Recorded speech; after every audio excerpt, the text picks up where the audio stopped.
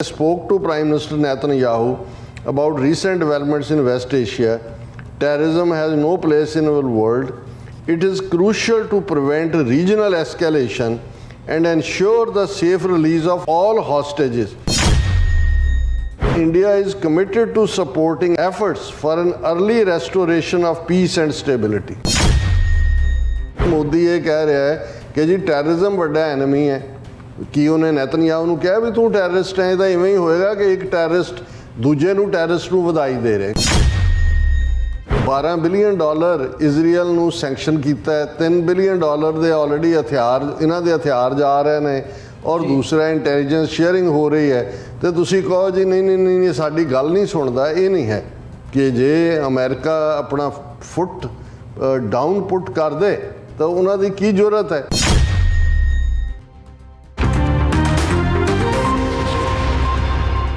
Viewers break ਤੋਂ ਬਾਅਦ ਤੁਹਾਡਾ ਸਾਰਿਆਂ ਦਾ ਸਵਾਗਤ ਹੈ। ਗੱਲਬਾਤ ਨੂੰ ਅੱਗੇ ਤੋਰਦੇ ਹਾਂ ਜੀ। ਡਾਕਟਰ ਸਾਹਿਬ, ਹੁਣ ਅਸੀਂ ਗੱਲ ਕਰੀਏ ਜਿਹੜੀ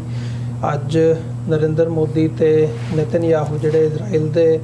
ਪ੍ਰਧਾਨ ਨੇ ਉਹਨਾਂ ਦੀ ਟੈਲੀਫੋਨਿਕ ਕਨਵਰਸੇਸ਼ਨ ਹੋਈ ਹੈ। ਸੋ ਇਸ ਦੇ ਮੁਤਲਕ ਜਿਵੇਂ ਤੁਸੀਂ ਬੀਤੇ ਸੈਗਮੈਂਟ ਦੇ ਵਿੱਚ ਵੀ ਜ਼ਿਕਰ ਕੀਤਾ ਆ ਵੀ ਜਿਹੜੀ ਅਮਰੀਕਾ ਦੀ ਨੀਤੀ ਹੈ ਉਹ ਜਿੱਥੇ ਅਮਰੀਕਾ ਨੂੰ ਸਾਊਥ ਏਸ਼ੀਆ ਦੇ ਵਿੱਚ ਚੀਨ ਦੇ ਖਿਲਾਫ ਭਾਰਤ ਦੀ ਉਸ ਕਿਸਮ ਦੀ ਲੋੜ ਰਹੀ ਹੈ ਜਾਂ ਹੈਗੀ ਹੈ ਇਸ ਵਕਤ ਵੀ, ਉਹ ਇਜ਼ਰਾਈਲ ਫੈਕਟਰ ਵੀ ਉਹਦੇ 'ਚ ਇੱਕ ਵੱਡਾ ਫੈਕਟਰ ਹੈ। ਜਦੋਂ ਅਸੀਂ ਅਮਰੀਕਾ ਦੀ ਫੋਰਨ ਪਾਲਿਸੀ ਨੂੰ ਦੇਖਦੇ ਹਾਂ ਜਾਂ ਸਮਝਣ ਦੀ ਕੋਸ਼ਿਸ਼ ਕਰਦੇ ਹਾਂ ਵੀ ਅਮਰੀਕਾ ਕਿਸ ਤਰੀਕੇ ਨਾਲ ਡੀਲ ਕਰ ਰਿਹਾ ਹੈ ਤੇ ਅੱਗੇ ਵਧ ਰਿਹਾ ਹੈ, ਤਾਂ ਸਾਡੇ ਲਈ ਇਹ ਸਮਝਣਾ ਜ਼ਰੂਰੀ ਹੈ ਵੀ ਇਜ਼ਰਾਈਲ ਫੈਕਟਰ ਹੈ ਜਿਹੜਾ ਉਹ ਇਸ ਵਕਤ ਜੋ ਮਿਡਲ ਈਸਟ ਦੇ ਵਿੱਚ ਚੱਲ ਰਿਹਾ ਹੈ ਤੇ ਜੋ ਭਾਰਤ ਦੀ ਆਪਸ ਦੇ ਵਿੱਚ ਇਜ਼ਰਾਈਲ ਦੇ ਨਾਲ ਸਾਂਝ ਵੀ ਰਹੀ ਹੈ, ਜਿਹੜੀ ਇੱਕ ਡੀਪਰ ਲੈਵਲ ਦੇ ਜਾ ਕੇ ਇੰਟੈਲੀਜੈਂਸ ਸ਼ੇਅਰਿੰਗ ਤੋਂ ਲੈ ਕੇ ਇੰਟੈਲੀਜੈਂਸ ਜਾਂ ਜਿਹੜੇ ਉਹਨਾਂ ਦੇ ਵੈਪਨ ਮੈਨੂਫੈਕਚਰਿੰਗ ਸਾਰੀ ਉਹ ਪੈਗਾਸਸ ਤੋਂ ਲੈ ਕੇ ਅਸੀਂ ਇੱਕ ਨੀਤੀ ਦੇਖਦੇ ਹਾਂ ਕਿ ਕਿਵੇਂ ਜਿਹੜੇ ਇਜ਼ਰਾਈਲ ਦੇ ਮਾਡਲ ਨੇ ਉਹ ਭਾਰਤ ਦੇ ਵਿੱਚ ਵੱਖ-ਵੱਖ ਪੱਧਰਾਂ ਦੇ ਉੱਤੇ ਲਾਗੂ ਕੀਤੇ ਗਏ ਨੇ ਪਿਛਲੇ ਸਮੇਂ ਦੇ ਵਿੱਚ। ਪ੍ਰੋਟੈਸਟ ਨਾਲ ਡੀਲ ਕਰਨ ਦੀ ਲਾਈਨ ਹੋਵੇ, ਇੰਟੈਲੀਜੈਂਸ ਦੀ ਜਿਹੜੀ ਨੀਤੀ ਹੈਗੀ ਹੈ ਉਹ ਹੋਵੇ, ਜਾਂ ਜਿਵੇਂ ਉਹ ਫਲਸਤੀਨੀਆਂ ਦੇ ਨਾਲ ਡੀਲ ਕਰਦੇ ਨੇ ਉਸ ਹਿਸਾਬ ਦੀਆਂ ਪਾਲਿਸੀ ਜਿਹੜੀਆਂ ਨੇ ਉਹ ਮੋਦੀ ਸਰਕਾਰ ਜਿਹੜੀ ਹੈ ਉਹ ਭਾਰਤ ਦੇ ਵਿੱਚ ਲਾਗੂ ਕਰ ਰਹੀ ਹੈ। ਸੋ ਉਹਦੇ ਤੋਂ ਇਹ ਸਮਝ ਆਉਂਦੀ ਹੈ ਵੀ ਬਹੁਤ ਜਿਹੜੀ ਅੰਡਰਸਟੈਂਡਿੰਗ ਹੈ ਉਹ ਡੀਪਰ ਲੈਵਲ ਦੇ ਉੱਤੇ ਹੈਗੀ ਹੈ। ਸੋ ਥੋੜ੍ਹਾ ਜਿਹਾ ਮੈਂ ਇਹਦੇ 'ਤੇ ਤੁਹਾਡੇ ਕੋਲੋਂ ਚਾਨਣਾ ਚਾਹੂੰਗਾ ਵੀ ਤੁਸੀਂ ਥੋੜ੍ਹਾ ਜਿਹਾ ਐਕਸਪਲੇਨ ਕਰੋ ਵੀ ਜਿਹੜੀ ਇਜ਼ਰਾਈਲ ਦੇ ਹਵਾਲੇ ਨਾਲ ਭਾਰਤ ਦੀ ਨੀਤੀ ਹੈ ਉਹਨੂੰ ਅਮਰੀਕਾ ਵੀ ਉਹਨੂੰ ਕਿਵੇਂ ਦੇਖ ਰਿਹਾ ਆ ਤੇ ਉੱਥੇ ਆਪਸ ਦੇ ਵਿੱਚ ਕਿਸ ਕਿਸਮ ਦੀ ਅੰਡਰਸਟੈਂਡਿੰਗ ਇਸ ਵਕਤ ਬਣੀ ਹੋਈ ਹੈ, ਤੇ ਖਾਸ ਤੌਰ 'ਤੇ ਜਿਹੜਾ ਇਹ ਮਿਡਲ ਈਸਟ ਦਾ ਕ੍ਰਾਈਸਿਸ ਹੈ ਇਹਦੇ ਵਿੱਚ ਭਾਰਤ ਵੱਲੋਂ ਤੇ ਬਹੁਤ ਵੱਡਾ ਰੋਲ ਆਪਣਾ ਪੇਸ਼ ਕੀਤਾ ਜਾਂਦਾ ਵੀ ਅਸੀਂ ਵਿਸ਼ਵ ਗੁਰੂ ਦੇ ਤੌਰ 'ਤੇ ਜਿਵੇਂ ਰੋਲ ਅਦਾ ਕਰ ਰਹੇ ਹਾਂ, ਬਟ ਰੀਅਲੀ ਭਾਰਤ ਦਾ ਕਿੰਨਾ ਕੁ ਰੋਲ ਹੈ ਇਹਦੀ ਡੀ-ਐਸਕੇਲੇਸ਼ਨ ਦੀ। ਉਹਨਾਂ ਨੇ ਅੱਜ ਵੀ ਉਹ ਕੀਤੀ ਹੈ ਨਰਿੰਦਰ ਮੋਦੀ ਨੇ ਕਿ ਅਦਰਵਾਈਜ਼ ਹੈ ਜਾਂ ਟੈਰਰਿਜ਼ਮ ਦੀ ਗੱਲ ਵੀ ਕੀਤੀ ਹੈ ਉਸ ਟੈਲੀਫੋਨਿਕ ਕਨਵਰਸੇਸ਼ਨ ਦੇ ਵਿੱਚ। ਅਸਲ ਦੇ ਵਿੱਚ ਗੱਲ ਹੈ ਕੀ ਹੈ? ਦੇਖੋ, ਹੁਣ ਮੋਦੀ ਨੇਤਨਯਾਹੂ ਰਿਲੇਸ਼ਨਸ਼ਿਪ ਕਿਸ ਲੈਵਲ ਦੀ ਹੈ ਜਾਂ ਭਾਰਤ ਇਜ਼ਰਾਈਲ ਰਿਲੇਸ਼ਨਸ਼ਿਪ ਕਿਸ ਲੈਵਲ ਦੀ ਹੈ, ਇਹਨੂੰ ਸਮਝਣ ਤੋਂ ਪਹਿਲਾਂ 77 ਸਾਲ ਪਹਿਲਾਂ ਦੀ ਜਿਹੜੀ ਹੈ ਗੱਲ ਨੂੰ ਸਮਝਣਾ ਹੋਏਗਾ ਕਿ ਜਦੋਂ 15 ਅਗਸਤ 1947 ਨੂੰ ਭਾਰਤ ਜਿਹੜਾ ਹੈ ਉਹ ਉਸ ਦੀ ਡਿਵੀਜ਼ਨ ਹੁੰਦੀ ਹੈ ਇੰਡੀਆ ਦੀ। ਜ਼ਾਹਰ ਹੈ ਇੰਡੀਆ ਲਫ਼ਜ਼ ਜਿਵੇਂ ਕੱਲ੍ਹ ਹੀ ਕੋਈ ਸੱਜਣ ਕਹਿ ਰਹੇ ਸੀ, ਬੜੇ ਸਿਆਣਪ ਦੇ ਨਾਲ ਉਹਨਾਂ ਨੇ ਗੱਲ ਕਹੀ। ਉਹਨਾਂ ਨੇ ਕਿਹਾ ਜੀ ਇਹ ਜਦੋਂ ਲਫ਼ਜ਼ ਪਾਕਿਸਤਾਨ ਅਸੀਂ ਚੁਣ ਲਿਆ ਤੇ ਜੋ ਵੀ ਲੈਗੇਸੀ ਜੁੜੀ ਹੋਈ ਸੀ ਸਾਰੀ ਹਿਸਟਰੀ ਦੀ ਉਹ ਤਾਂ ਇੰਡੀਆ ਹੀ ਲੈ ਗਿਆ, ਕਿਉਂਕਿ ਇੰਡੀਆ ਨਾਂ ਉਹਨਾਂ ਨੇ ਲੈ ਲਿਆ। ਇਹਦੇ 'ਚ ਕੋਈ ਸ਼ੱਕ ਨਹੀਂ ਹੈ ਕਿ ਉਸ ਪੀਰੀਅਡ 'ਚ ਜਦੋਂ ਅਜੇ ਇਜ਼ਰਾਈਲ ਦਾ ਫਿਊਚਰ ਇਮੀਡੀਏਟ 15 ਅਗਸਤ 1947 ਤੋਂ ਬਾਅਦ ਹੈਂਗ ਕਰ ਰਿਹਾ ਸੀ, ਕਿਉਂਕਿ ਜਦੋਂ ਫਸਟ ਵਰਲਡ ਵਾਰ ਤੋਂ ਬਾਅਦ ਜਿਹੜੀ ਨਵੀਂ ਮੈਪ ਮੇਕਿੰਗ ਹੋਈ, ਜਿਹੜਾ ਮਿਡਲ ਈਸਟ ਸੀ ਸਾਰਾ ਉਹ ਆਲਮੋਸਟ 650-700 ਸਾਲ ਜਿਹੜੀ ਸਲਤਨਤ ਉਸਮਾਨੀਆ ਦੇ ਕੋਲ ਸੀ, ਜਿਹਨੂੰ ਆਟੋਮੈਨ ਐਮਪਾਇਰ ਕਿਹਾ ਜਾਂਦਾ। ਔਰ ਜਿਹੜੀ ਨਵੀਂ ਮੈਪ ਮੇਕਿੰਗ ਹੋਈ ਉਹਦੇ 'ਚ ਕਿਉਂਕਿ ਯੂਰਪੀਅਨ ਪਾਵਰਸ ਨੇ ਹੀ ਉਸ ਨੂੰ ਬਾਲਕਨਾਈਜ਼ ਕਰਕੇ ਕਬਜ਼ਾ ਕੀਤਾ। ਜਿਹੜਾ ਫਲਸਤੀਨ ਰੀਜਨ ਹੈ, ਫਲਸਤੀਨ ਬ੍ਰਿਟਨ ਨੇ ਦੇ ਹਿੱਸੇ ਆਇਆ ਔਰ ਬ੍ਰਿਟਨ ਨੇ ਕਿਸ ਕਿਸਮ ਦੀ ਫਿਰ ਸਾਰੀ ਖੇਡ ਵੀ ਖੇਡੀ। ਹਾਲਾਂ 1917 ਦੇ ਵਿੱਚ ਜਿਹੜੀ ਬੈਲਫਰੈਡ ਡੈਕਲੇਰੇਸ਼ਨ ਦੇ ਥੱਲੇ ਇਜ਼ਰਾਈਲ ਨੂੰ ਇੱਕ ਜਿਹੜਾ ਮੁਲਕ ਦੇ ਤੌਰ ਦੇ ਉੱਤੇ ਨਹੀਂ, ਜਸਟ ਵੇਅਰ ਐਜ਼ ਕਰਕੇ ਇੱਕ ਬੇਸਿਕ ਸਿੰਬੋਲਿਜ਼ਮ ਸੀ ਕਿ ਜੀ ਯਹੂਦੀ ਉੱਥੇ ਨੇ, ਉਹਨਾਂ ਦਾ ਹੱਕ ਹੈ, ਇਹ ਉਹ ਹੈ। ਹਾਲਾਂ ਉਦੋਂ ਉੱਥੇ ਜੂਸ ਦੀ ਪਾਪੂਲੇਸ਼ਨ ਜਿਹੜੀ ਆ ਉਹ 10-12-15% ਤੋਂ ਵੀ ਜ਼ਿਆਦਾ ਨਹੀਂ ਸੀਗੀ। ਫਿਰ ਅਸੀਂ ਦੇਖਦੇ ਹਾਂ ਕਿ 1920s 30s ਦੇ ਵਿੱਚ 30s 'ਚ ਖਾਸ ਤੌਰ 'ਤੇ ਬ੍ਰਿਟਿਸ਼ ਪੀਰੀਅਡ ਦੇ ਵਿੱਚ ਹੀ ਜਿਹੜੀ ਹੈ ਕਿਵੇਂ ਸਾਇਲੈਂਟਲੀ ਮਾਈਗ੍ਰੇਸ਼ਨ ਸ਼ੁਰੂ ਹੋਈ ਜੂਸ ਦੀ ਉੱਥੇ, ਔਰ ਉਹਨੂੰ ਲੈ ਕੇ ਫਿਰ ਲੋਕਲ ਜਿਹੜੇ ਨੇ ਉਹ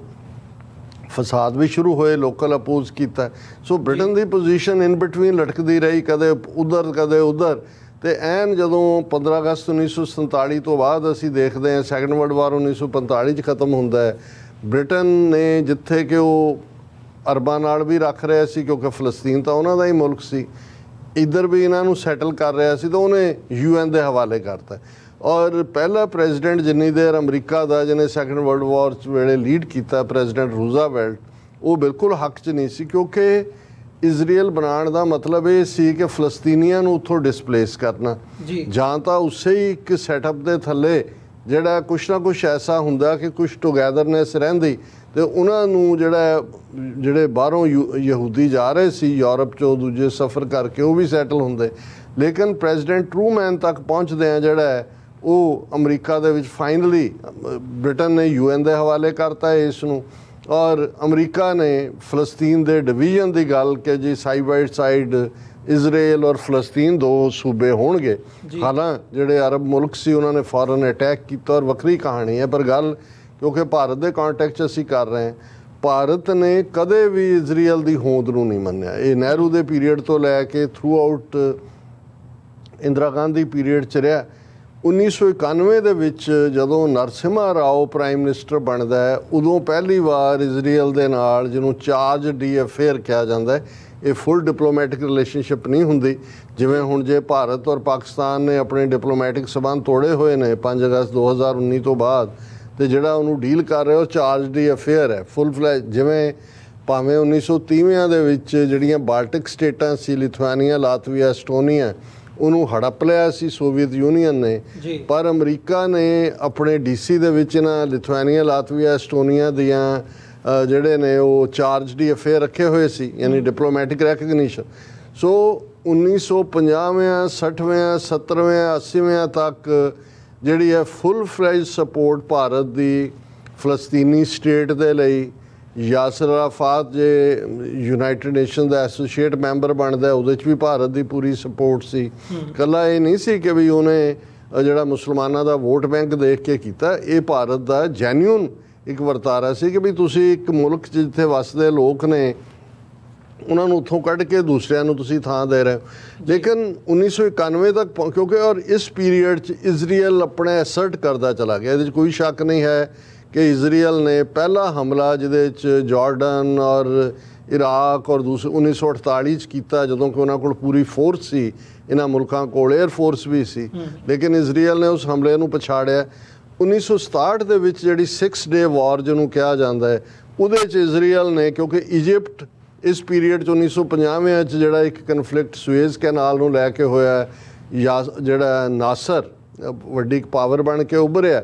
ਔਰ ਇਜ਼ਰਾਈਲ ਨੇ ਜਿਵੇਂ 6 ਡੇ ਵਾਰ ਦੇ ਵਿੱਚ ਸਾਰੇ ਹੀ ਅਰਬ ਮੁਲਕਾਂ ਨੂੰ, ਜੇ ਪੰਜਾਬੀ ਦੇ ਲਫ਼ਜ਼ ਠੋਕਿਆ ਕਹਿਣਾ ਹੋਏ, ਕਿਉਂਕਿ ਇਜਿਪਟ ਦੇ ਵੀ ਜਿਹੜੀ ਇੱਕ ਵੱਡੀ ਪਾਵਰ ਬਣ ਕੇ ਉੱਭਰਿਆ ਸੀ ਕਿ ਜੀ ਉਹਨੇ ਸੁਏਜ਼ ਕੈਨਾਲ ਬੰਦ ਕਰਤੀ, ਅਮਰੀਕਾ ਉਹਦੇ ਹੱਕ 'ਚ ਭੁਗਤਿਆ, ਬ੍ਰਿਟਿਸ਼ ਨੂੰ ਹੰਬਲ ਪਾਈ ਖਾਣੀ ਪਈ। ਔਰ ਇਸ ਤੋਂ ਪਹਿਲਾਂ ਕਿ ਕੋਈ ਐਕਸ਼ਨ ਜਿਹੜਾ ਕਿ ਉਹ ਇਜ਼ਰਾਈਲ ਦੇ ਖਿਲਾਫ ਪਲਾਨ ਕਰ ਰਹੇ ਹੋਣਗੇ ਜਾਂ ਕੀ ਹੈ, ਕਿ ਉਹਨਾਂ ਦੀ ਸਾਰੀ 에ਅਰ ਫੋਰਸ ਦਾ 80% ਗਰਾਊਂਡ ਦੇ ਉੱਤੇ ਖੜੇ ਜਹਾਜ਼ ਹੀ ਇਜ਼ਰਾਈਲ ਨੇ ਤਬਾਹ ਕਰ ਦਿੱਤੇ। ਦੂਸਰੇ ਪਾਸੇ ਉਸ 6 ਡੇ ਵਾਰ ਦੇ ਵਿੱਚ ਇਜ਼ਰਾਈਲ ਨੇ ਸਿਨਾਈ ਹਿਲਸ ਜਿਹੜੀਆਂ ਨੇ ਉਹ ਸੀਰੀਆ ਤੋਂ ਖੋਹੀਆਂ, ਗਾਜ਼ਾ ਇਜਿਪਟ ਤੋਂ ਖੋਇਆ, ਵੈਸਟ ਬੈਂਕ ਜਾਰਡਨ ਤੋਂ ਖੋਇਆ, ਜੈਰੂਸ਼ਲਮ ਵੀ ਜਾਰਡਨ ਤੋਂ ਖੋਇਆ। ਹੁਣ ਇਹ ਜਿਹੜਾ ਜੈਰੂਸ਼ਲਮ ਹੈ ਜਾਂ ਵੈਸਟ ਬੈਂਕ ਹੈ, ਇਹ 1967 ਦੀ 6 ਡੇ ਵਾਰ ਤੋਂ ਪਹਿਲਾਂ ਜਿਹੜਾ ਇਜ਼ਰਾਈਲ ਕੋਲ ਬੜੀ ਛੋਟੀ ਟੈਰੀਟਰੀ ਸੀ। ਹੁਣ ਜਿਹੜੀ ਟੈਰੀਟਰੀ 6 ਡੇ ਵਾਰ ਤੋਂ ਬਾਅਦ ਇਜ਼ਰਾਈਲ ਦੀ ਆਈ, ਜਿਹਦੇ 'ਚ ਉਹਨੇ ਪੂਰਾ ਜੈਰੂਸ਼ਲਮ ਵੀ ਕਾਬੂ ਕਰ ਲਿਆ, ਵੈਸਟ ਬੈਂਕ ਵੀ ਕਰ ਲਿਆ, ਗਜ਼ਾ ਵੀ ਕਰ ਲਿਆ। ਫਿਰ ਪ੍ਰੈਜ਼ੀਡੈਂਟ ਸ਼ਾਇਦ ਜਿਮੀ ਕਾਰਟਰ ਦੇ ਵੇਲੇ ਜਦੋਂ ਇੱਕ ਸਮਝੌਤਾ ਕਰਵਾਇਆ ਜਾਂਦਾ ਹੈ, ਉਹਦੇ 'ਚ ਜਿਹੜਾ ਗੋਲਾਨ ਹਾਈਟਸ ਨੇ ਉਹ ਸੀਰੀਆ ਨੂੰ ਵਾਪਸ ਕਰਤੀਆਂ ਜਾਂਦੀਆਂ ਉਹਨਾਂ ਦੇ ਨਾਲ। ਗਜ਼ਾ ਦੇ ਇਜਿਪਟ ਵੀ ਉਸ ਸਮਝੌਤੇ ਦਾ ਹਿੱਸਾ ਬਣਦਾ, ਔਰ ਅਨਵਰ ਸਾਦਾਤ ਜਿਹੜਾ ਨਾਸਰ ਤੋਂ ਬਾਅਦ ਬਣਦਾ, ਉਹਦਾ ਮਰਡਰ ਵੀ ਇਸ ਲਈ ਹੁੰਦਾ ਕਿ ਜੀ ਉਹਨੇ ਸਮਝੌਤਾ ਕਰ ਲਿਆ। ਔਰ ਇਹ ਪ੍ਰੋਮਿਸ ਲਗਾਤਾਰ ਜਾਰੀ ਰਹੇ ਕਿ ਜੀ ਵੈਸਟ ਬੈਂਕ ਔਰ ਗਜ਼ਾ ਜਿਹੜੇ ਨੇ ਇਹ ਅਲਟੀਮੇਟਲੀ ਫਲਸਤੀਨ ਬਣੇਗੀ। ਹੁਣ ਵੀ ਤੁਸੀਂ ਦੇਖੋਗੇ ਕਿ ਜਦੋਂ ਇਹ ਤਬਾਹੀ ਮਚੀ ਹੋਈ ਹੈ 7 ਅਕਤੂਬਰ ਨੂੰ ਹਮਾਸ ਦੇ ਹਮਲੇ ਤੋਂ ਲੈ ਕੇ ਹੁਣ ਵੀ ਐਂਟਨੀ ਬਲਿੰਕਨ ਦੀ 2 ਦਿਨ ਪਹਿਲਾਂ ਵੀ ਜੀ ਵੀ ਸਪੋਰਟ 2 ਨੇਸ਼ਨ ਥਿਊਰੀ ਤੇ ਫਲਾਣਾ ਸਿਰਫ ਗੱਲੀ ਬਾਤ। ਲੇਕਿਨ ਭਾਰਤ ਦਾ ਹੁਣ ਨਰਸਿਮਹਾ ਰਾਓ ਦਾ ਰੋਲ ਕੀ ਰਿਹਾ, ਕਿਉਂਕਿ ਨਰਸਿਮਹਾ ਰਾਓ ਕੋਈ ਬੀਜੇਪੀ ਸਰਕਾਰ ਨਹੀਂ ਸੀ, ਕਾਂਗਰਸ ਸੀ, ਪਰ ਇਸੇ ਹੀ ਨਰਸਿਮਹਾ ਰਾਓ ਦੇ ਵੇਲੇ ਸਿੱਖਾਂ ਦੀਆਂ ਕਿਲਿੰਗਸ ਪੰਜਾਬ ਦੇ ਵਿੱਚ 50,000 ਤੋਂ ਜ਼ਿਆਦਾ ਸਿੱਖ, ਕਿਉਂਕਿ ਅਸੀਂ ਇਜ਼ਰਾਈਲ ਭਾਰਤ ਰਿਲੇਸ਼ਨਸ ਦੀ ਗੱਲ ਕਰ ਰਹੇ ਹਾਂ ਔਰ ਉਸ ਪੀਰੀਅਡ ਦੇ ਵਿੱਚ ਸਾਡੇ ਸਾਹਮਣੇ ਹੈ ਕਿ ਈਵਨ ਮੋਸਾਦ ਜਿਹੜੀ ਉਹਨਾਂ ਦੀ ਖੁਫੀਆ ਏਜੰਸੀ ਹੈ ਔਰ ਇੰਡੀਆ ਦੀ ਰਾਹ ਔਰ ਪੰਜਾਬ ਦੇ ਵੀ ਜਿਹੜੇ ਟਾਰਚਰ ਕਰਨ ਵਾਲੇ ਜਾਂ ਟਾਰਚਰ ਦੇ ਤਰੀਕੇ ਸੀ, ਇਹ ਉਦੋਂ ਆਮ ਜਾਣਿਆ ਜਾਂਦਾ ਸੀ ਕਿ ਜੀ ਇਜ਼ਰਾਈਲ ਦੇ ਵਿੱਚ ਉਹਨਾਂ ਦੀ ਟ੍ਰੇਨਿੰਗ ਹੋ ਰਹੀ ਹੈ ਜੀ। ਔਰ ਇਹ KP ਗਿੱਲ ਦੇ ਦੌਰ ਦੇ ਵਿੱਚ ਵੀ ਦਿੱਲੀ ਦੇ ਵਿੱਚ ਹਕੂਮਤ ਨਰਸਿਮਹਾ ਰਾਓ ਦੀ ਹੈ, ਜਦੋਂ ਕਿ 1992 ਤੋਂ 1994 ਤੱਕ ਸਭ ਤੋਂ ਜ਼ਿਆਦਾ ਨਸਲਕੁਸ਼ੀ ਹੁੰਦੀ, ਉਦੋਂ ਤੱਕ ਇਜ਼ਰਾਈਲ ਮੋਸਾਦ ਪੂਰੀ ਤਰ੍ਹਾਂ ਔਨ ਬੋਰਡ ਸੀ ਇੰਡੀਅਨ ਏਜੰਸੀਆਂ ਦੇ। ਬੇਸ਼ੱਕ ਕਾਂਗਰਸ ਰਜੀਮ ਸੀ, ਨਰਸਿਮਹਾ ਰਾਓ ਦੇ ਵੇਲੇ ਬਾਬਰੀ ਮਸਜਿਦ ਵੀ ਢਾਈ ਗਈ ਔਰ ਜੋ ਉਹਦਾ ਰੋਲ ਹੈ ਹੁਣ ਉਹ ਸਾਹਮਣੇ ਆਉਂਦਾ ਕਿ ਵੀ ਉਹ ਤਾਂ ਆਪਣੇ ਬਚਪਨ ਦੇ ਵੇਲੇ ਹੀ ਜਿਹੜਾ ਖਾਕੀ ਨਿੱਕਰ ਪਾਉਣ ਵਾਲਾ ਸੀ, ਆਂਧਰਾ ਨਾਲ ਉਹਦਾ ਸੰਬੰਧ ਸੀ ਨਰਸਿਮਹਾ ਰਾਓ ਦਾ ਜੀ। ਫਿਰ ਜਦੋਂ ਤੱਕ ਅਸੀਂ ਦੇਖਦੇ ਹਾਂ ਕਿ ਅਟਲ ਬਿਹਾਰੀ ਵਾਜਪਾਈ ਦੀ ਸਰਕਾਰ ਆਉਣ ਤੱਕ ਵੀ ਅੰਦਰੂਨੀ ਏਜੰਸੀਆਂ ਦੇ ਜਿਹੜੇ ਰਾਬਤੇ ਨੇ ਉਹ ਪੂਰੀ ਤਰ੍ਹਾਂ ਕਾਇਮ ਹੋ ਗਏ, ਕੋਆਪਰੇਸ਼ਨ ਵੀ ਰਹੀ ਔਰ ਇੱਕ ਸਟੇਜ ਤੇ ਈਵਨ ਇੱਕ ਫਾਈਲ ਕੀਤਾ ਗਿਆ ਸੀ ਅਟੈਂਪਟ ਸ਼ਾਇਦ ਪਾਕਿਸਤਾਨ ਦੀਆਂ ਏਜੰਸੀਆਂ ਵੱਲੋਂ ਜਾਂ ਕਿਵੇਂ ਹੋਇਆ, ਜਿਹਦੇ 'ਚ ਈਵਨ ਇਹ ਸੀ ਕਿ ਇਜ਼ਰਾਈਲ ਔਰ ਭਾਰਤ ਦੀਆਂ ਏਜੰਸੀਆਂ ਕਸ਼ਮੀਰ 'ਚੋਂ ਉਹਨਾਂ ਦਾ ਕਹੂਟਾ ਨਿਊਕਲੀਅਰ ਪਲਾਂਟ ਔਰ ਪਾਕਿਸਤਾਨ ਦੇ ਨਿਊਕਲੀਅਰ ਨੂੰ ਜਿਹੜਾ ਹੈ ਉਹ ਕੱਢਣ ਦੇ ਲਈ ਕੋਈ ਇਹਨਾਂ ਦਾ ਜੁਆਇੰਟ ਆਪਰੇਸ਼ਨ ਸੀ ਜਿਹੜਾ ਫਿਰ ਇੱਕਦਮ ਇਹ ਵੀ ਦੇਖਣ 'ਚ ਆਇਆ, ਕਿਉਂਕਿ ਅਸੀਂ ਥੋੜ੍ਹਾ ਬਹੁਤ ਜਿਹੜੇ ਉੱਥੋਂ ਦੇ ਹਿਲ ਸਟੇਸ਼ਨਸ ਨਾਲ ਰਿਲੇਟਡ ਡੀਟੇਲਸ ਦੇਖੀਆਂ ਕਿ ਇਜ਼ਰਾਈਲੀ ਟੂਰਿਸਟ ਔਰ ਦੂਸਰੇ ਬਹੁਤ ਵੱਡੀ ਗਿਣਤੀ ਦੇ ਵਿੱਚ ਜਾਣ ਲੱਗ ਗਏ ਔਰ ਉਹਨਾਂ ਦੇ ਮੁਕਾਮ ਵੀ ਉਹਨਾਂ ਥਾਵਾਂ ਦੇ ਉੱਤੇ ਜਿਹੜੇ ਬਾਰਡਰ ਸੈਂਸਿਟਿਵ ਬਾਰਡਰ ਸੀ ਰੋਹਤਾਂਗ ਪਾਸ ਵਾਲੇ ਪਾਸਿਓਂ ਮਨਾਲੀ ਤੋਂ ਜਾਂ ਦੂਸਰੇ ਪਾਸੇ। ਸੋ ਇਉਂ ਲੱਗਦਾ ਹੈ ਕਿ ਵੀ ਬੇਸ਼ੱਕ ਫੁੱਲ ਫਲੈਜਡ ਜਿਹੜੀ ਪਹਿਲਾ ਮੋਦੀ ਜਿਹੜਾ ਉਹ ਪ੍ਰਾਈਮ ਮਿਨਿਸਟਰ ਬਣਦਾ, ਜਿਹੜਾ ਖੁੱਲ੍ਹ ਕੇ ਜਾਂਦਾ ਹੈ ਨੇਤਨਯਾਹੂ ਦੇ ਨਾਲ ਜਾਂ RSS ਦੀ ਨੀਤੀ ਜਾਂ ਹੁਣ ਦੀਆਂ ਨੀਤੀਆਂ ਦੀ ਜੋ ਸਾਰੀ ਸਪੋਰਟ ਹੈ, ਪਰ ਉਸ ਦੇ ਲਈ ਗਰਾਊਂਡ ਨਰਸਿਮਹਾ ਰਾਓ ਦੇ ਵੇਲੇ ਤੋਂ 1991 ਤੋਂ ਬਾਅਦ, ਕਿਉਂਕਿ ਨਰਸਿਮਹਾ ਰਾਓ ਤੋਂ ਬਾਅਦ ਫਿਰ ਵਾਜਪਾਈ ਭਾਵੇਂ ਸ਼ਾਰਟ ਟਰਮ ਦੂਜੇ ਪ੍ਰਾਈਮ ਮਿਨਿਸਟਰ ਬਣਦੇ ਨੇ, IK ਗੁਜਰਾਲ, ਚੰਦਰ ਸ਼ੇਖਰ, ਇਹ ਵੋ ਦੇਵਗੌੜਾ ਵੀ ਟਾਈਮ ਬੀਂਗ, ਫਿਰ ਵਾਜਪਾਈ, ਮਨਮੋਹਨ ਸਿੰਘ ਦੀ ਸਰਕਾਰ ਵੇਲੇ ਕੀ ਸੰਬੰਧ ਰਹੇ ਓਪਨ 'ਚ ਬਹੁਤਾ ਨਹੀਂ ਆਇਆ, ਪਰ ਇਹਦੇ 'ਚ ਕੋਈ ਸ਼ੱਕ ਨਹੀਂ ਹੈ ਕਿ ਮਨਮੋਹਨ ਸਿੰਘ ਦੀ ਸਰਕਾਰ ਵੇਲੇ ਇੰਡੋ US ਨਿਊਕਲੀਅਰ ਡੀਲ ਹੋਈ, ਜਦੋਂ ਅਮਰੀਕਾ ਔਰ ਇੰਡੀਆ ਦੀ ਰਿਲੇਸ਼ਨਸ਼ਿਪ ਇੰਪਰੂਵ ਹੋਈ ਤੇ ਜ਼ਾਹਰ ਹੈ ਕਿ ਵੀ ਉਸ ਦਾ ਅਸਰ ਸੀ ਕਿ ਜੇ ਅਮਰੀਕਾ ਇਜ਼ਰਾਈਲ ਇੱਕ ਨੇ ਤੇ ਉਹ ਸਾਰਾ ਜਿਹੜਾ ਇਜ਼ਰਾਈਲ ਦੀ ਜਿਹੜੀ ਆ ਉਹ ਐਪਰੀਸ਼ੀਏਸ਼ਨ ਵੀ ਸ਼ੁਰੂ ਹੋ ਗਈ, ਦੂਸਰਾ ਵੀ ਹੋ ਗਿਆ। ਪਰ ਮੋਦੀ ਦੇ ਆਉਂਦਿਆਂ ਖੁੱਲ੍ਹ ਕੇ ਫਿਰ ਇਹਨਾਂ ਦੀ ਤਾਂ ਨੀਤੀ ਜਿਹੜੀ ਆ ਐਂਟੀ ਮੁਸਲਿਮ ਵੀ ਸੀ ਜੀ, ਐਂਟਾਈ, ਹਾਲਾਂ ਹੁਣ ਵੀ ਮੋਦੀ ਦੀ ਸਰਕਾਰ ਜਿਹੜੀ ਹੈ ਇਹ ਮੁਸਲਮਾਨ ਜਗਤ ਨੂੰ ਜਾਂ ਈਵਨ ਇਹ ਜੇ ਇੱਥੇ ਆਇਆ ਮੋਦੀ ਆਪਣੇ 3 ਰੋਜ਼ਾ ਦੌਰੇ ਤੇ, ਉਹਨੇ ਮੁਹੰਮਦ ਅਬਾਸ ਦੇ ਨਾਲ ਵੀ ਮੀਟਿੰਗ ਕੀਤੀ ਹੈ ਜਿਹੜੇ ਫਲਸਤੀਨ, ਪਰ ਦੈਟ ਮੀਨਸ ਨਥਿੰਗ। ਹੁਣ ਜਦੋਂ ਕਿ ਹਸਨ ਨਸਰੱਲਾ ਦਾ ਮਰਡਰ ਹੁੰਦਾ ਹੈ, ਜਿਹੜਾ ਉਹ ਜ਼ਾਹਰ ਹੈ ਪੀਜਰ ਬੰਬ ਔਰ ਦੂਜੇ ਇਸਤੇਮਾਲ ਹੋਏ ਨੇ ਔਰ ਇਸ ਤੋਂ ਇਲਾਵਾ ਕਿਉਂਕਿ ਇਹਨਾਂ ਦੇ ਜ਼ਮੀਨਦੋਜ਼ ਬੰਕਰ ਸੀ ਔਰ ਇਹ ਸਾਹਮਣੇ ਆਇਆ ਕਿ ਜੇ ਹਸਨ ਨਸਰੁੱਲਾ ਜਾਂ ਉਹਨਾਂ ਦੇ ਕੁਝ ਹੋਰ ਜਿਹੜੇ ਟੌਪ ਕਮਾਂਡਰ ਨੇ, ਜਿਹੜਾ ਅਮਰੀਕਨ ਜਿਹੜੇ ਇਹਨਾਂ ਨੇ ਬੰਕਰ ਬਸਟਰ ਦਿੱਤੇ ਨੇ ਬੰਬ, ਉਹਨਾਂ ਰਾਹੀਂ ਜਾਂ ਕਿਵੇਂ ਹੋਇਆ। ਲੇਕਿਨ ਇਜ਼ਰਾਈਲ ਨੇ ਤਾਂ ਕਲੇਮ ਕਰ ਦਿੱਤਾ ਸੀ, ਪਰ ਜਦੋਂ ਤੱਕ ਹਿਜ਼ਬੁੱਲਾ ਨੇ ਇਸ ਨੂੰ ਓਨ ਨਹੀਂ ਕੀਤਾ ਕਿ ਵੀ ਹੋਇਆ, ਇਹ ਮੰਨਿਆ ਨਹੀਂ ਸੀ ਜਾਂਦਾ ਵੀ ਪਤਾ ਨਹੀਂ ਕਿਵੇਂ ਹੈ ਕੀ ਹੈ। ਔਰ ਹੁਣ ਇਹ ਆਉਂਦਾ ਹੈ ਕਿ ਭਾਈ ਇਹ ਜਿਹੜਾ ਉਹਨਾਂ ਦਾ ਡਿਪਟੀ ਲੀਡਰ ਹੈ ਹਿਜ਼ਬੁੱਲਾ ਦਾ ਨਾਇਮ ਕਾਸਿਮ, ਉਹਨੇ ਟੇਕ ਓਵਰ ਕਰ ਲਿਆ। ਪਰ ਜਿਹੜਾ ਇਹ ਸਾਡੀ ਅੱਜ ਦਾ ਇਸ ਟੌਪਿਕ ਦੀ ਜਿਹੜੀ ਡਿਸਕਸ਼ਨ ਹੈ, ਕਿਉਂਕਿ 3 ਦਿਨ ਬਾਅਦ ਜਿਹੜਾ ਨਰਿੰਦਰ ਮੋਦੀ ਹਸਨ ਨਸਰੁੱਲਾ ਦੇ ਮਾਰੇ ਜਾਣ ਤੋਂ ਨੇਤਨਯਾਹੂ ਨੂੰ ਕਾਲ ਕਰਦਾ ਔਰ ਉਹ ਆਪਣਾ ਟਵੀਟ ਜਾਂ X ਜਿਹਨੂੰ ਕਹਿੰਦੇ ਨੇ ਉਹਦੇ ਅਕਾਊਂਟ ਦੇ ਉੱਤੇ ਕਮੈਂਟ ਪਾਉਂਦਾ ਹੈ, ਜਿਹਦੇ ਦੀ ਮੈਂ ਗੱਲ ਕਰਾਂਗਾ। ਉਹਦੇ 'ਚੋਂ ਕਹਿੰਦਾ ਹੈ ਕਿ spoke to prime minister Netanyahu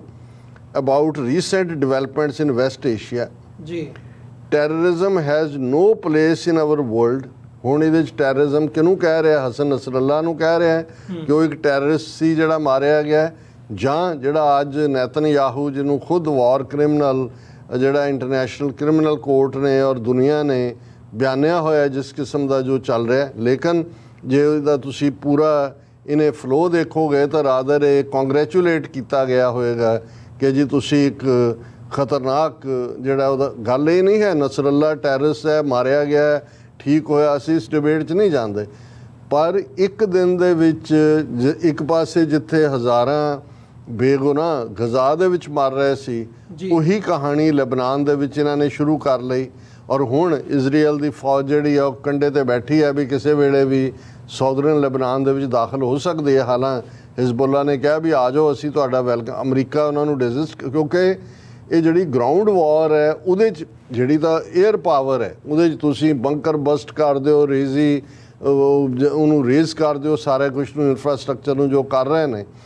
ਲੇਕਿਨ ਗਰਾਊਂਡ ਦੇ ਉੱਤੇ ਤਾਂ ਫਿਰ ਕੈਜੁਅਲਟੀਜ਼ ਵੀ ਲੈਣੀਆਂ ਪੈਣਗੀਆਂ ਸ਼ਾਇਦ। ਇਸ ਲਈ ਮੈਂ ਇਹਦੇ 'ਚ ਕੋਈ ਸ਼ੱਕ ਨਹੀਂ ਹੈ ਕਿ ਇਸ ਵੇਲੇ ਨੈਤਨਯਾਹੂ ਨੂੰ ਜੋ ਔਰ ਇਹਨਾਂ ਨੂੰ ਕੋਈ ਪਰਵਾਹ ਨਹੀਂ ਹੈ। ਜੇ ਗੱਲ ਅਗਵਾ ਕੀਤੇ ਬੰਦਿਆਂ ਨੂੰ ਛਡਾਉਣ ਦੀ ਹੁੰਦੀ ਤਾਂ ਅੱਜ ਵੀ 100 ਬੰਦਾ ਜਿਹੜਾ ਹੈ ਜੀ ਉਹ ਉਹਨਾਂ ਦੇ ਕਬਜ਼ੇ 'ਚ ਹੈ। ਸੋ ਉਹਦੇ 'ਚ ਕੋਈ ਇੰਟਰਸਟ ਨਹੀਂ ਹੈ। ਪਰ ਕਿਉਂਕਿ ਹਸਨ ਨਸਰੱਲਾ ਦਾ ਮਾਰਿਆ ਜਾਣਾ ਇੰਨੀ ਵੱਡੀ ਖਬਰ ਹੈ, ਜਿਹੜਾ 30 ਸਾਲ ਤੋਂ ਸਰਵਾਈਵ ਕਰ ਰਿਹਾ ਸੀ, ਕਿ ਅਮਰੀਕਾ ਨੇ ਵੀ ਸੈਲੀਬ੍ਰੇਟ ਕੀਤਾ, ਕੁਛ ਇਸਲਾਮਿਕ ਵਰਲਡ 'ਚ ਵੀ ਜਿੱਥੇ ਸ਼ੀਆ ਸੁੰਨੀ ਹੈ, ਸੀਰੀਆ 'ਚ ਵੀ ਇਸ ਕਿਸਮ ਦਾ ਦੇਖਿਆ ਗਿਆ। ਪਰ ਅਗੇਨ ਉਹ ਇਹ ਮੋਦੀ ਕਹਿੰਦਾ spoke to prime minister Netanyahu about recent developments in West Asia. Terrorism has no place in our world. It is crucial to prevent regional escalation and ensure the safe release of all hostages. ਹੁਣ hostages ਦਾ ਤਾਂ ਫਿਕਰ ਹੈ, escalation ਕੌਣ ਕਰ ਰਿਹਾ ਹੈ? ਜ਼ਾਹਰ ਹੈ ਹਮਾਸ ਤਾਂ ਨਹੀਂ ਹੈ ਜਾਂ ਫਲਸਤੀਨੀ ਤਾਂ ਨਹੀਂ, ਈਵਨ ਅਮਰੀਕਾ ਵੀ ਨਹੀਂ ਚਾਹੁੰਦਾ ਐਸਕੇਲੇਸ਼ਨ ਜੀ। ਔਰ ਪਰ ਨੈਤਨਯਾਹੂ ਨੂੰ ਇਹ ਲੱਗਦਾ ਕਿ ਇਹ ਬੈਸਟ ਟਾਈਮ ਹੈ, ਕਿਉਂਕਿ ਇਸ ਵੇਲੇ ਅਮਰੀਕਾ ਦਾ ਪ੍ਰੈਜ਼ੀਡੈਂਟ ਲੇਮ ਡੱਕ ਹੈ, ਟਰੰਪ ਦਾ ਵੈਸੇ ਹੀ ਉਸੇ ਹੀ ਸਪੋਰਟਿੰਗ ਲਾਈਨ ਹੈ, ਸੋ ਕਿਸੇ ਨੇ ਅਪੋਜ਼ ਨਹੀਂ। ਪਰ ਜਿਹੜੀ ਗੱਲ ਈਵਨ ਜਿਵੇਂ ਮੈਂ ਗੱਲ ਕੀਤੀ ਕਿ ਕਰਨ ਥਾਪਰ ਦੇ ਨਾਲ ਨਵਤੇਜ ਸਿੰਘ ਸਰਨਾ ਜਿਹੜਾ ਇੰਡੀਆ ਦਾ ਫੋਰਨ ਪਾਲਿਸੀ ਦਾ ਸਪੋਕਸਪਰਸਨ ਵੀ ਰਿਹਾ, ਯੂਕੇ ਦੇ ਵਿੱਚ ਵੀ ਹਾਈ ਕਮਿਸ਼ਨਰ ਰਿਹਾ ਔਰ ਇਜ਼ਰਾਈਲ 'ਚ ਐਂਬੈਸਡਰ ਵੀ ਰਿਹਾ, ਅੱਜ ਦਾ ਉਹਦਾ ਇੰਟਰਵਿਊ ਬੜਾ ਦਿਲਚਸਪ ਸੀ। ਔਰ ਉਹਦੇ 'ਚ ਉਹਨੇ ਕਿਹਾ ਕਿ ਵੀ ਇਹ ਤੁਸੀਂ ਕਿਸੇ ਨਾਈਵ ਨੂੰ ਥੋੜ੍ਹੀ ਦੱਸੋਗੇ ਕਿ ਬਈ $12 ਬਿਲੀਅਨ ਇਜ਼ਰਾਈਲ ਨੂੰ ਸੈਂਕਸ਼ਨ ਕੀਤਾ ਹੈ, $3 ਬਿਲੀਅਨ ਦੇ ਆਲਰੇਡੀ ਹਥਿਆਰ ਇਹਨਾਂ ਦੇ ਹਥਿਆਰ ਜਾ ਰਹੇ ਨੇ ਔਰ ਦੂਸਰਾ ਇੰਟੈਲੀਜੈਂਸ ਸ਼ੇਅਰਿੰਗ ਹੋ ਰਹੀ ਹੈ, ਤੇ ਤੁਸੀਂ ਕਹੋ ਜੀ ਨਹੀਂ ਸਾਡੀ ਗੱਲ ਨਹੀਂ ਸੁਣਦਾ। ਇਹ ਨਹੀਂ ਹੈ ਕਿ ਜੇ ਅਮਰੀਕਾ ਆਪਣਾ ਫੁੱਟ ਡਾਊਨ ਪੁੱਟ ਕਰ ਦੇ ਤਾਂ ਉਹਨਾਂ ਦੀ ਕੀ ਜ਼ਰੂਰਤ ਹੈ। ਸੋ ਇਹ ਹੁੰਦਾ ਹੈ ਕਿ ਵੀ ਤੁਸੀਂ ਕਿਸੇ ਨੂੰ ਬਲਿੰਕ ਕੀਤਾ, ਅੱਖ ਮਾਰੀ ਕਿ ਵੀ ਤੂੰ ਆਪਣਾ ਕੰਮ ਕਰੀ ਚੱਲ, ਇਧਰ ਤੁਸੀਂ ਉਹ ਸਟੈਂਡਰਡ ਜੇ ਜੀ ਪੀਸ ਔਰ ਇਹੀ ਕੰਮ ਮੋਦੀ ਕਰ ਰਿਹਾ। ਹੁਣ ਇੱਕ ਪਾਸੇ ਮੋਦੀ ਇਹ ਕਹਿ ਰਿਹਾ ਹੈ ਕਿ ਜੀ ਟੈਰਰਿਜ਼ਮ ਵੱਡਾ ਐਨਮੀ ਹੈ, ਕੀ ਉਹਨੇ ਨੈਤਨਯਾਹੂ ਨੂੰ ਕਿਹਾ ਵੀ ਤੂੰ ਟੈਰਰਿਸਟ ਹੈ? ਤਾਂ ਇਵੇਂ ਹੀ ਹੋਏਗਾ ਕਿ ਇੱਕ ਟੈਰਰਿਸਟ ਦੂਜੇ ਨੂੰ ਟੈਰਰਿਸਟ ਨੂੰ ਵਧਾਈ ਦੇ ਰਿਹਾ, ਕਿਉਂਕਿ ਜੋ ਮੋਦੀ ਵੀ ਵਾਇਲੇਟ ਕਰ ਰਿਹਾ international law, sovereignty. Hardeep Singh Nijjar ਦਾ ਮਰਡਰ ਕਰਕੇ ਜਾਂ ਅਮਰੀਕਾ 'ਚ ਗੁਰਪਤਵੰਤ ਪੰਨੂ ਮਰਡਰ ਪਲਾਟ ਦੇ ਨਾਲ ਉਹਨੇ ਦੱਸ ਦਿੱਤਾ ਕਿ ਵੀ ਈਵਨ ਪਾਕਿਸਤਾਨ 'ਚ ਕੀ ਕਰ ਰਿਹਾ, ਜਾਂ ਸੋ ਕਾਲਡ ਸਰਜੀਕਲ ਸਟ੍ਰਾਈਕਸ ਦੇ ਨਾਂ ਥੱਲੇ ਪਾਕਿਸਤਾਨ ਦੀ ਕਿਵੇਂ ਵਾਇਲੇਟ ਕੀਤੀ ਹੈ ਸੋਵਰਨਿਟੀ। ਔਰ ਇਹ ਨਹੀਂ ਹੈ ਕਿ ਵੀ ਉੱਥੇ ਬੈਠਾ ਮੋਦੀ ਨੇ ਹੀ ਟੈਲੀਫੋਨਿਕ ਕਨਵਰਸੇਸ਼ਨ ਕੀਤੀ। ਰਾਜਨਾਥ ਸਿੰਘ ਜਿਹੜਾ ਉੱਥੇ ਖਲੋ ਕੇ ਕਸ਼ਮੀਰ ਦੀ ਸੋਇਲ ਤੇ ਕਹਿ ਰਿਹਾ ਵੀ ਘਰ ਮੇਂ ਘੁਸ ਕੇ ਮਾਰੇਂਗੇ, ਪਾਕਿਸਤਾਨ ਨੂੰ ਕਹਿ ਰਿਹਾ ਜੀ ਤੁਹਾਨੂੰ ਕਿੰਨਾ ਕੁ IMF ਨੇ ਦੇ ਦਿੱਤਾ, ਸਾਡੇ ਨਾਲ ਅਸੀਂ ਹੁੰਦਾ ਸੀ ਤੁਹਾਨੂੰ ਆਹ ਦੇਖੋ ਕਸ਼ਮੀਰੀਆਂ ਨੂੰ ਅਸੀਂ ਕਿੰਨੇ ਹਜ਼ਾਰ ਕਰੋੜ ਵਾਜਪਾਈ ਨੇ ਦਿੱਤਾ ਸੀ, ਮੋਦੀ ਨੇ, ਅਸੀਂ ਤੁਹਾਨੂੰ ਜਿਹੜਾ ਉਹ ਬੇਲ ਆਊਟ, ਇਹ ਜਿਹਨੂੰ ਕਹਿੰਦੇ ਨੇ ਵਿਅੰਗ ਕਰਨਾ। ਔਰ ਮੋਦੀ ਇਸ ਦੇ ਵਿੱਚ ਕਹਿ ਰਿਹਾ ਕਿ India is committed to supporting efforts for an early restoration of peace and stability। ਇਹ ਕਿਹੜੇ ਐਫਰਟ ਜਿਹੜਾ ਉਹ ਸਪੋਰਟ ਕਰ ਰਹੇ ਨੇ, ਪਰ ਅਸੀਂ ਇਹ ਸਮਝਦੇ ਹਾਂ ਕਿ ਭਾਈ ਇਹ ਇੱਕ ਖਤਰਨਾਕ ਪਾਰਟ ਹੈ ਔਰ ਇਸ ਦੇ ਉੱਤੇ ਇਹ ਹਰ ਇੱਕ ਦਾ ਜਿਹੜੇ ਇਸ ਵੇਲੇ ਐਨਾਲਿਸਟ ਨੇ ਉਹਨਾਂ ਦਾ ਇਹ ਕਹਿਣਾ ਹੈ ਕਿ ਭਾਈ ਇਸ ਦਾ ਮਤਲਬ ਇਹ ਨਹੀਂ ਹੈ ਕਿ ਵੀ ਭਾਵੇਂ ਉਹਨਾਂ ਦਾ ਇੱਕ ਮਾਰਿਆ ਗਿਆ ਯੋਧਾ ਜਾਂ ਉਹਨੂੰ ਕੋਈ ਦਹਿਸ਼ਤਗਰਦ, ਇੱਕ ਦਾ ਜਿਹੜਾ ਯੋਧਾ ਹੁੰਦਾ ਦੂਸਰੇ ਦਾ ਦਹਿਸ਼ਤਗਰਦ ਹੁੰਦਾ, ਪਰ ਉਹਨਾਂ ਨੇ ਕਿਹਾ ਵੀ ਇਹਨੇ ਨਵਤੇਜ ਸਰਨੇ ਨੇ ਵੀ ਕਿਹਾ ਵੀ ਅੰਡਰ ਐਸਟੀਮੇਟ ਨਾ ਕਰੋ। ਹਿਜ਼ਬੁੱਲਾ ਮੇ ਵੀ ਇਸ ਵੇਲੇ ਉਹਨੇ ਬੀਟਿੰਗ ਲਈ ਹੈ, ਲੇਕਿਨ ਉਹਨਾਂ ਦੀ ਆਰਗੇਨਾਈਜੇਸ਼ਨਲ ਕੈਪੈਸਿਟੀ, ਸਕਿੱਲ ਔਰ ਉਸ ਸਾਰੇ ਦੇ ਥੱਲੇ ਦੇ ਵਿਲ ਗੈਟ ਬੈਕ। ਇਹ ਠੀਕ ਹੈ ਵੀ ਇਸ ਵੇਲੇ ਜਿਹੜੇ ਇਜ਼ਰਾਈਲ ਦਾ ਇੰਟਰਸਟ ਹੈ ਜਾਂ ਕਿਤੇ ਨਾ ਕਿਤੇ ਸ਼ਾਇਦ ਅਮਰੀਕਨ ਜਿਹੜੀ ਡੀਪ ਸਟੇਟ ਦਾ ਵੀ ਕਿ ਈਰਾਨ ਨੂੰ ਤੁਸੀਂ ਘੜੀਸੋ ਔਰ ਇਸ ਬਹਾਨੇ ਨਾਲ ਉਹਨਾਂ ਦੀਆਂ ਫੈਸਿਲਿਟੀਜ਼ ਤਬਾਹ ਕਰੋ। ਪਰ ਈਰਾਨ ਜਿਹਨੂੰ ਕਹਿੰਦੇ ਨੇ ਵੀ ਇਸ ਵੇਲੇ ਕੌੜਾ ਘੁੱਟ ਪੀ ਕੇ ਬੈਠਾ, ਉਹਨਾਂ ਨੇ ਹਾਲਾਂ ਇਹ ਕਿਹਾ ਕਿ ਭਾਈ ਅਸੀਂ ਹਿਜ਼ਬੁੱਲਾ ਦੇ ਡਿਪਟੀ ਲੀਡਰ ਨੇ ਵੀ ਕਿਹਾ, ਈਰਾਨ ਨੇ ਵੀ ਕਿਹਾ ਕਿ ਜੀ ਅਸੀਂ ਜਿਹੜਾ ਇਸ ਸਾਰਿਆਂ ਨੂੰ ਦੇਖਾਂਗੇ ਆਉਣ ਵਾਲੇ ਪੀਰੀਅਡ 'ਚ ਕਿਵੇਂ ਹੈ, ਔਰ ਇਹ ਜਿਹੜਾ ਇਸ ਦਾ ਢੁਕਵਾਂ ਜਵਾਬ ਜਿਹੜਾ ਹੈ ਉਹ ਦਿੱਤਾ ਜਾਏਗਾ। ਉਹਨਾਂ ਨੇ ਜਿਹੜਾ ਇਹ ਹੁਣ ਦੇਖਣ ਵਾਲੀ ਗੱਲ ਹੋਏਗੀ। ਪਰ ਇਹ ਮੋਦੀ ਦਾ ਜਿਹੜਾ ਖੇਖਣ ਹੈ ਕਿ ਉਹ ਇੱਕ ਦਹਿਸ਼ਤਗਰਦ ਦਾ ਦੂਸਰੇ ਦਹਿਸ਼ਤਗਰਦ ਨੂੰ ਵਧਾਈ ਦੇਣ ਵਾਲਾ ਹੀ ਹੈ, ਲੇਕਿਨ ਇਨ ਦਾ ਐਂਡ ਇਸ ਕਿਸਮ ਦੇ ਕੰਮ ਜਿਨ੍ਹਾਂ ਨੇ ਵੀ ਦੁਨੀਆ ਦੇ ਵਿੱਚ ਦੇਖਿਆ, ਉਹ ਭਾਵੇਂ ਹਿਟਲਰ ਹੋਏ, ਮਸੋਲਨੀ ਹੋਏ, ਉਹਨਾਂ ਦਾ ਹਸ਼ਰ ਕੀ ਹੋਇਆ, ਐਂਡ ਕੀ ਹੋਇਆ, ਕਦੇ ਵੀ ਅੱਗ ਦੇ ਨਾਲ ਅੱਗ ਬੁਝਾਈ ਨਹੀਂ ਜਾਂਦੀ ਹੈ। ਇਸ ਗੱਲ ਦਾ ਧਿਆਨ ਰਹੇ ਕਿ ਅਲਟੀਮੇਟਲੀ ਫਲਸਤੀਨੀਆਂ ਦਾ ਹੱਕ ਉਹਨਾਂ ਨੂੰ ਦਿੱਤਾ ਜਾਏ, ਵੈਸਟ ਬੈਂਕ ਗਾਜ਼ਾ ਦੇ ਜਿਹੜਾ ਹੈ ਉਸ ਨੂੰ ਲਿਬਰੇਟ ਕਰਨਾ, ਔਰ ਉਹ ਉਦੋਂ ਹੀ ਹੋਏਗਾ ਜਦੋਂ ਕੋਈ ਡਿਸਾਈਸਿਵ ਇੰਟਰਨੈਸ਼ਨਲ ਪਾਵਰ ਉਹ ਕਿਵੇਂ ਕਰੇਗੀ, ਕਿਉਂਕਿ ਇਸ ਮੁੱਦੇ ਤੇ ਇਹਨੂੰ ਐਸਕੇਲੇਟ ਕੋਈ ਵੀ ਨਹੀਂ ਕਰਨਾ ਚਾਹੁੰਦਾ ਹੈ। ਚਾਈਨਾ, ਰਸ਼ੀਆ, ਉਹ ਵੀ ਭਾਵੇਂ ਬਿਆਨਬਾਜ਼ੀਆਂ ਉਹਨਾਂ ਨੇ ਕੀਤੀਆਂ ਨੇ। ਈਵਨ ਜੇ ਈਰਾਨ, ਇਸਲਾਮਿਕ ਵਰਲਡ ਦਾ ਆਪਣਾ ਹਾਲ ਦੇਖ ਲਓ, ਸਾਊਦੀ ਅਰੇਬੀਆ ਜਾਂ UAE ਜਾਂ ਦੂਜੇ ਸਭ। ਹਾਂ, ਇਹ ਜ਼ਰੂਰ ਹੋਇਆ ਕਿ ਜਿਹੜਾ ਕੁਝ ਸਮਾਂ ਪਹਿਲਾਂ ਲੱਗਦਾ ਸੀ ਕਿ ਬਈ ਸਾਊਦੀ ਅਰੇਬੀਆ ਨੇ ਅਲਾਉ ਕਰਤਾ ਫਲਾਈਟਸ ਨੂੰ, ਔਰ UAE ਔਰ ਸਾਊਦੀ ਅਰੇਬੀਆ, ਔਰ ਜਿਵੇਂ ਅਬਰਾਹਮੈਨਿਕ ਅਕੋਰਡ ਦੇ ਥੱਲੇ ਟਰੰਪ ਨੇ ਸੀ ਕਿ ਇਹ ਮੁਲਕ ਰੈਕਗਨਾਈਜ਼ ਕਰ ਲੈਣ, ਫਲਸਤੀਨ ਦਾ ਇਸ਼ੂ ਬੈਕ ਬਰਨਰ 'ਤੇ ਰੱਖ ਦਈਏ। ਇਸ ਸਾਰੇ 'ਚੋਂ ਇਹ ਹੋਇਆ ਕਿ ਫਲਸਤੀਨ ਦਾ ਇਸ਼ੂ ਅਗੇਨ ਫਰੰਟ ਬਰਨਰ 'ਤੇ ਹੈ। ਔਰ ਇਸ ਵੇਲੇ ਕਿਉਂਕਿ ਇਸਲਾਮਿਕ ਵਰਲਡ ਖਾਸ ਤੌਰ 'ਤੇ ਜਿਹੜਾ ਸ਼ੇਖਡਮ ਹੈ, ਇਹਨਾਂ ਨੇ ਵੀ ਛੁਪੀ ਇਸ ਲਈ ਰੱਖੀ ਹੋਈ ਹੈ ਕਿਉਂਕਿ ਇਹਨਾਂ ਨੂੰ ਵੀ ਲੱਗਦਾ ਸੀ ਕਿ ਜਿਹੜਾ ਈਰਾਨ ਦਾ ਵੱਧਦਾ ਇਨਫਲੂਐਂਸ ਹੈ ਉਹ ਹਿਜ਼ਬੁੱਲਾ ਰਾਹੀਂ ਲਬਨਾਨ ਦੇ ਵਿੱਚ, ਹਮਾਸ ਰਾਹੀਂ ਗਜ਼ਾ ਦੇ ਵਿੱਚ, ਜਾਂ ਇਸੇ ਹੀ ਜਿਹੜੀ ਬਾਡੀ ਉਹਨਾਂ ਦੀ ਯਮਨ ਦੇ ਵਿੱਚ ਹੈ ਪਾਵਰਫੁਲ, ਉਹਨਾਂ ਰਾਹੀਂ ਜਿਹੜਾ ਇਨਫਲੂਐਂਸ ਮਿਡਲ ਇਰਾਕ ਦੇ ਵਿੱਚ ਵੱਧ ਰਿਹਾ ਹੈ, ਉਹਨੂੰ ਇਹਦੇ ਨਾਲ ਜਿਹੜੀ ਹੈ ਠੱਲ ਪਈ ਹੈ। ਸੋ ਹਰ ਕੋਈ ਆਪੋ ਆਪਣਾ ਸ਼ਿਕਾਰ ਜਿਹੜਾ ਹੈ ਉਹ ਸਮਝਦਾ ਹੈ ਵੀ ਉਹਦਾ ਸ਼ਿਕਾਰ ਕੋਈ ਹੋਰ ਮਾਰ ਦੇ ਤੇ ਉਹਨੂੰ ਰਿਲੀਫ ਮਿਲੇ। ਪਰ ਇੰਡੀਆ ਦਾ ਐਟੀਟਿਊਡ ਤਾਂ one terrorist to another terrorist ਵਾਲਾ ਹੈ। ਜੀ ਡਾਕਟਰ ਸਾਹਿਬ, ਬਿਲਕੁਲ। ਸੋ ਇਹ ਅਰਦਾਸ ਵੀ ਅਸੀਂ ਇਹੀ ਕਰਦੇ ਹਾਂ ਵੀ ਭਾਈ ਜਿਹੜੀ ਇਹ ਐਸਕੇਲੇਸ਼ਨ ਵਾਲੇ ਪਾਸੇ ਨੂੰ ਗੱਲ ਨਾ ਜਾਵੇ। ਜਿਵੇਂ ਤੁਸੀਂ ਕਿਹਾ ਵੀ ਈਰਾਨ ਵੱਲੋਂ ਇਸ ਵਕਤ ਬੜੇ ਸੰਜਮ ਨਾਲ ਕੰਮ ਲਿਆ ਜਾ ਰਿਹਾ ਹੈ, ਭਾਵੇਂ ਪ੍ਰੋਵੋਕੇਸ਼ਨ ਇਜ਼ਰਾਈਲ ਵੱਲੋਂ ਪੂਰੀ ਕੀਤੀ ਹੋਈ ਹੈ ਇਸ ਵਕਤ। ਸੋ ਆਉਣ ਵਾਲੇ ਸਮੇਂ ਦੇ ਵਿੱਚ ਦੇਖਣਾ ਹੋਵੇਗਾ ਕਿ ਜੇ ਕਿਸੇ ਲੈਵਲ ਦੇ ਉੱਤੇ ਈਰਾਨ ਵੱਲੋਂ ਰਿਟੈਲੀਏਟ ਕੀਤਾ ਜਾਂਦਾ ਜਾਂ ਹਿਜ਼ਬੁੱਲਾ ਵੱਲੋਂ ਜਵਾਬ ਦਿੱਤਾ ਜਾਂਦਾ, ਤੇ ਇਹ ਕਿਆ ਸਰਾਈਆਂ ਹੈਗੀਆਂ ਨੇ ਜਿਹਦੇ 'ਤੇ ਡਿਬੇਟ ਵੀ ਚੱਲ ਰਹੀ ਹੈ ਇਸ ਵਕਤ ਵੀ। ਇਹ ਜਿਹੜੀ ਸਾਰੀ ਸਿਚੁਏਸ਼ਨ ਹੈ ਇਹ ਵੱਧ ਸਕਦੀ ਹੈ ਤੇ ਫਿਰ ਉਸ ਪਾਸੇ ਨੂੰ ਜਾ ਸਕਦੀ ਹੈ ਵੀ ਫਿਰ ਉਹ ਕਿਸੇ ਦੇ ਕੰਟਰੋਲ 'ਚ ਨਹੀਂ ਰਹਿਣੀ ਹੈਗੀ। ਔਰ ਫਿਰ ਉਹ ਐਜ਼ ਏ ਨਿਊਕਲੀਅਰ ਐਂਡ ਹੋਏਗੀ ਫਿਰ ਤਾਂ ਕਿਸੇ ਵੀ ਪਾਸਿਓਂ ਹੋਏ। ਜੇ ਐਸਕੇਲੇਟ ਹੁੰਦੀ ਹੈ ਫਿਰ डूबेगी कश्ती तो डूबेंगे सारे, ना बचेंगे तुम, ना बचोगे तुम, ना तुम्हारे साथी प्यारे। फिर ये जड़ा हर कोई ਉਹਦੇ 'ਚ ਡਰੈਗ ਹੋਏਗਾ ਉਹਦੇ 'ਚ। ਜੀ, ਸੋ ਵਿਊਅਰਸ ਇੱਕ ਛੋਟਾ ਜਿਹਾ ਕਮਰਸ਼ੀਅਲ ਬ੍ਰੇਕ ਦੇ ਲਈ ਇੱਥੇ ਰੁਕਦੇ ਹਾਂ। ਬ੍ਰੇਕ ਤੋਂ ਬਾਅਦ ਦੁਬਾਰਾ ਗੱਲਬਾਤ ਅੱਗੇ ਤੋਰਦੇ ਹਾਂ।